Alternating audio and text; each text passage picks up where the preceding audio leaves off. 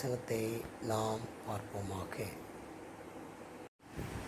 2 தீமோத்தேயு 1:13 பார்ப்போம்.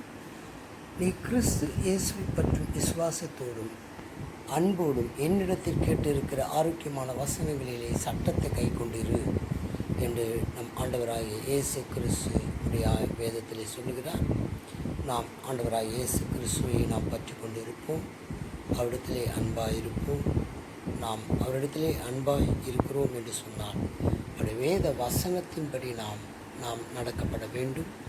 கர்த்தருடைய சட்ட திட்டங்கள் என்று சொன்னால் அவர் கொடுக்கப்பட்ட கட்டளைகளுக்கு கீழ்ப்படிந்து நடக்கும் பொழுது கர்த்தர் நம்மை எல்லா விதமான ஆரோக்கியத்தினாலும் ஆசீர்வாதத்தினாலும் அன்பினாலும் நம்மை நடத்தி பாதுகாத்துக் கொள்வாராக. நீ கிறிஸ்து இயேசுவை பற்றி விசுவாசம் உனக்குள் காணப்பட வேண்டும். அன்போடு என்னிடத்தில் கேட்டிருக்கிற ஆரோக்கியமான வசனத்தை கை கொண்டிரு. நாம் கர்த்தருடைய வார்த்தையை கேட்கக்கூடியவர்களாய் இப்பொழுது கேட்டுக்கொண்டு இருக்கிற இந்த வசனம் உங்களுக்கு ஒரு ஆரோக்கியமான வசனமாகும். உங்கள் வாழ்க்கையில் ஒரு விடுதலை கிடைக்கத்தக்க வசனமாக மாறும்.